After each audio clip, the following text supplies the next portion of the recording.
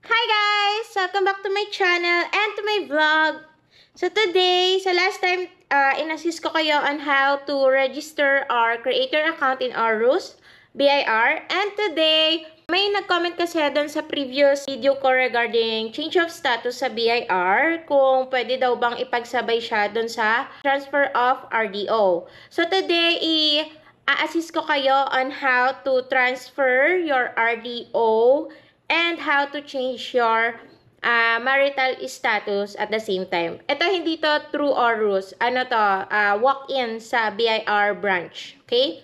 So first, syempre, kailangan malaman mo kung saang RDO ka naka-register. Yung BIR TIN mo, kung saan ka currently naka-assign. Then, dun sa branch na yon, dun ka pupunta para ipasa itong mga requirement na to or yung form na to para makapag-change ka ng RDO at makapag-change ka ng status at the same time. Okay? Marital status. Pwede rin dito kung gusto nyo ring isabay yung pag-change nyo ng current address nyo or permanent address. Okay? So, let's start. First, syempre, kailangan nyo yung form 1905. Downloadable to dun sa BIR website. So, una, i-download na itong BIR form number 1905. Ang nakalagay is yung July, ito, makikita nyo to, yung July 2021, ENCS. So, ito kasi, tingin ko ito yung latest form ng BIR 1905.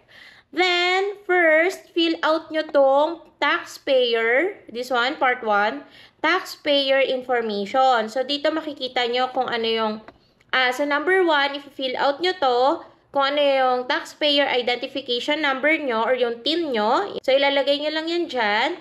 Then, yung RDO code nyo. So, alamin nyo kung ano yung RDO code nyo. Then, number 3, yung contact number or yung landline nyo. Then, yung registered name nyo. Okay? Last name, first name, and middle name, and suffix kung meron kayong suffix. Okay? If non-individual naman, syempre, yung registered name or yung company name nyo. Next, ito na yung part 2. Yan.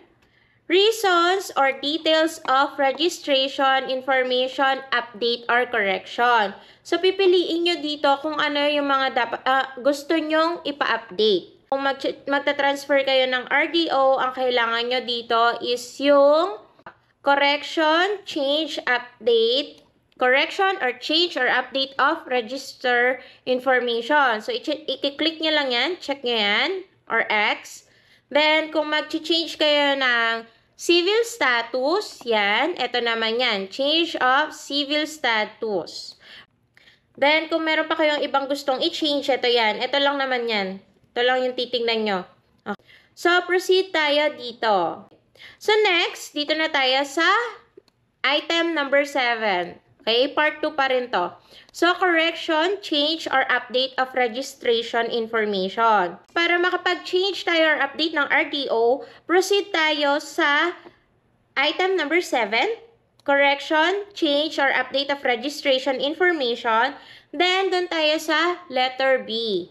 Okay? Change in registered address. Okay? Pwede kayong transfer within same RDO or, eto na, transfer to another RDO. Okay, ito yung i-click nyo. Then, lalagay nyo yung old RDO to new RDO. So, dapat alam nyo kung ano yung old RDO number nyo or code. Then, yung new RDO, tatanong nyo rin or isi-search nyo kung ano yung RDO code nung paglilipatan nyo. Then, yan. O, kung magpapalit ka ng new address, ito rin yun, i-fill out nyo to, okay? Sundin nyo lang to, unit, room, floor number, yan, building name or tower, lot, block, blah, blah, blah, yan. So, fill out nyo lang yan. Okay na yun, yun na yung i-fill out nyo pag nag-change kayo ng RDO, okay? Then, proceed tayo sa number 9, yan, change of civil status. So, pwede kayong from single to married or from married to single. Pag single to married, kailangan nyo i-fill out yung maiden name nyo dun sa letter A. Then, letter B, yung married name nyo na. Kung ano yung papalagay nyo. Pag married to single naman, old name nyo, yan, yung married name na nilagay nyo. Then, yung sa letter B naman, ang lalagay nyo is yung new name or kung maiden name yung ibabalik kung magbabalik kayo sa maiden name nyo, okay? Kung married, kung single to married, kailangan nyo rin yung spouse information. Okay? Employment status ng spouse nyo, yan. Unemployed, employed locally, or employed abroad, or pwede ring engaged in business or practice of profession. Okay? Then, if you fill out nyo lang rin to, spouse name, spouse employer's name, yan. Then, yung TIN ren ng spouse mo or yung TIN ren ng employers ng spouse mo. Okay?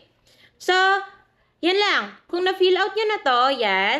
Dahil yun lang naman yung kailangan natin gawin, fill out nyo lang yan. Then, proceed na tayo dun sa number 12. Ito na yon, declaration. Then, ito na. Yung taxpayer, ikaw yon. So, fill out nyo lang ng name nyo to. Then, signature. Then, we're done. That's it. Ito yung mga kailangang requirements naman para makapag-change status or makapag-transfer ng RDO. Okay? So, for change in civil status, ito, marriage contract or court order kung i-annul kayo. Okay? From married to single. Court order yon. Yan, declaration of nullity of marriage. 1 photocopy lang. Then, number 2 is letter request for temporary use of all receipts or invoices for female business taxpayers, if applicable lang. Okay? 1 original copy nun. Then, additional documents if applicable.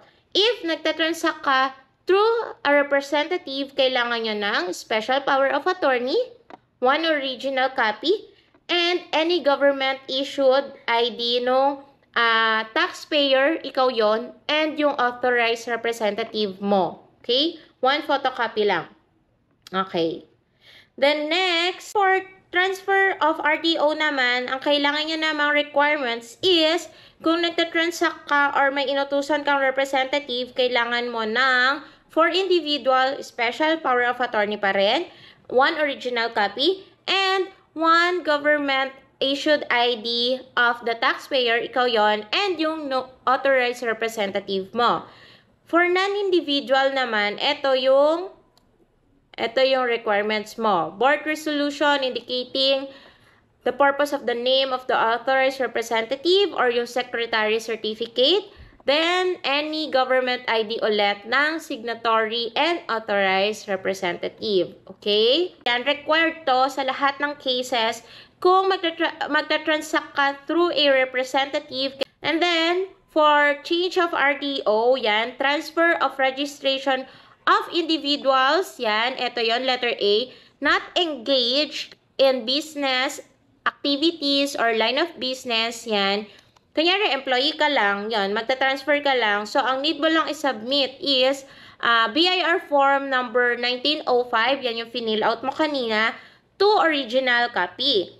And if you are transferring yung business registration mo to another RDO, yan, kung may business ka, ita-transfer mo sa another RDO, ito yung mga kailangan mo i-submit. 3 copies, 3 original copies ng BIR form number 1905. Kailangan may received na stamp. So, first copy is para doon sa new RDO mo. Second copy is para doon sa old RDO for filing nila. And third copy para yon sa'yo. Okay?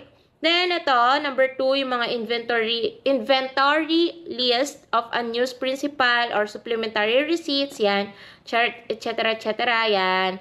Ito yan, kailangan mo yan. Then, last na requirement is notarized transfer commitment form. Yan, 3 originals, if applicable, or if with open cases. Yan.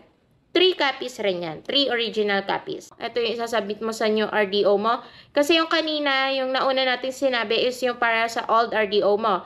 Then, pupunta ka naman dun sa new RDO mo. BIR form 1905 to original. Then, for non-individual, kailangan mo ng amended articles of incorporation, yan, etc., etc.